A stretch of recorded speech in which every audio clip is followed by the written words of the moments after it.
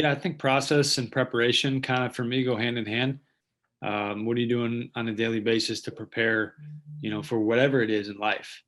And, if you have good preparation and that turns into kind of a routine, then there's your process. So, maybe process equals preparation plus routine, and then you just keep doing it over and over again. So, there's process for me in every area of my life. Um, we have three kids, three young kids at home right now, and we had somewhere to be today, and we were end up being late, and didn't want to be late, and we are kind of kicking ourselves. But then we just sat in the car as we were driving, and we talked about our process, and just my wife and I, like, okay, how can we be better the next time? How can we make sure we're ready early the next time so we're not late? So the process applies to every area of life. Like, it's not just baseball and sport and all that. It's every single area of your life. So, like you mentioned with the nutrition and the meditation, there's so many things that you can do throughout the day, without a bat in your hand, just to help you for when you do get on the field, you can perform at the highest level. Yeah, there's a lot of things from the health perspective, to try to stay on the field every single day. Sleep is probably the most important one, right? If you stay up all night and you don't sleep and you're playing video games or doing whatever, your body's not going to get a chance to recover. Nutrition is huge. Hydration is huge. There's just all these little advantages you can get throughout the day. And, in the moment, we're talking about instant gratification earlier in your presentation. Mhm. In the moment, it doesn't seem like much. It's like, oh, I don't need to, drink a lot of water before I go to bed, or I don't need to eat a good meal right now. But it's not going to affect me too much today or tomorrow. But you add it up over the course of the year, Mm. over the course of 5 years, 10 years, whatever it is, and then it's like, man, that's a big deal. So just trying to make those little choices on a daily basis, and doing them over and over again to help you stay healthy. Mm. For me, that's huge.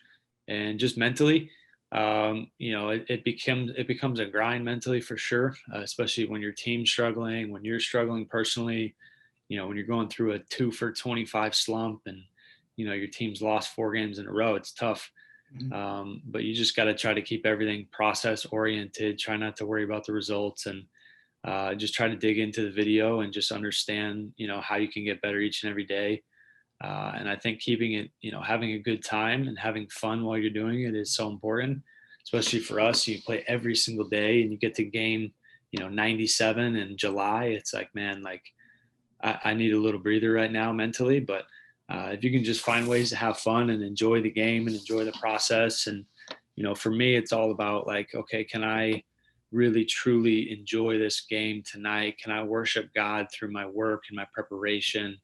Not just worship as in like a church setting, but like, okay, I've got all this talent and ability. Can I do the best I can on a daily basis just to honor God with it? So Mm. that helps me a lot. So I think that's a big process thing, right? Because baseball is a game built on failure. There's plenty of games throughout the year where I don't get a hit. Maybe I go for four with a strikeout, and maybe I make an error during that game and we lose the game. So it can become very easy to kind of dwell on that failure and that negativity. So a process for me that I could just share is I don't like to leave the clubhouse until I've digested and processed the game. Mm. So a lot of times for me, that means I'm going to go to the video room, just kind of replay the game, replay some at bats, some things in the field that either went really well or didn't go so well, and learn, okay, how can I make an adjustment for tomorrow's game?